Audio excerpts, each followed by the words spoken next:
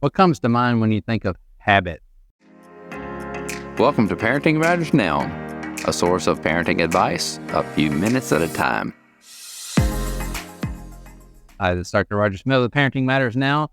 We all have habits, and in fact, we want our children to have habits. But habits often has a negative connotation. We think of people having bad habits, or they have a drug habit, so they have any number of things, and we usually use it in a negative. But think of it from the standpoint of the positive habits. What habits do you want your children to have? And it's always, they're going to develop a habit. So the question is, are you going to help them develop good habits? Or are you going to haphazardly let them develop bad habits? So the thing that we do over and over and over is something will eventually do habitually without thinking about it. It just becomes the way that we do it, whether we drop the socks by the bed or there's a place for them.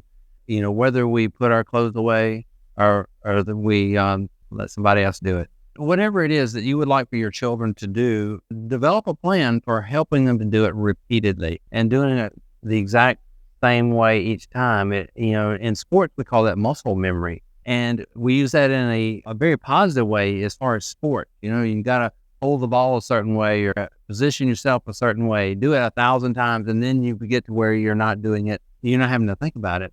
In fact, the Japanese developed a saying that says 15,000 times, then begins understanding.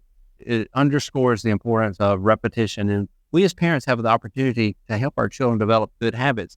And so looking at whether it's a habit of doing their work, a habit of speaking kindly, a habit of thinking about other people, habits of generosity, so there are ways that we do it. So what made me actually start thinking about this, I was coming out here to shoot this clip, and I saw a water hose draped across this deck out to a little pool. And I thought that should have been put away. That would be a good habit. It's there for a purpose in this situation, but quite often we do things without thinking about it, and we call those habits. If there's something that's important, rather than complaining about it, oftentimes we resort to just complaining. Why don't you do this? Why don't you do that? Well, they don't do it because you haven't trained them to do it effectively.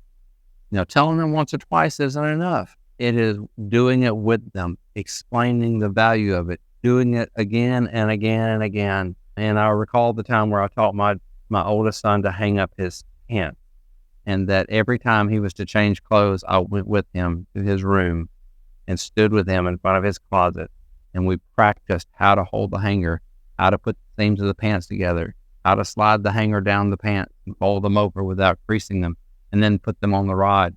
And so there are things that you can do. And do I have to today train him how to hang up his pants? No.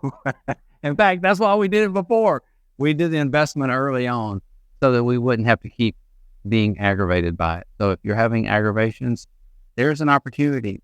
Find what habit it is you really need them to develop, and proactively, positively help them to develop. Subscribe to Parenting Matters Now for more advice, or go to rogersmithmd.com to search for more topics. See you next time.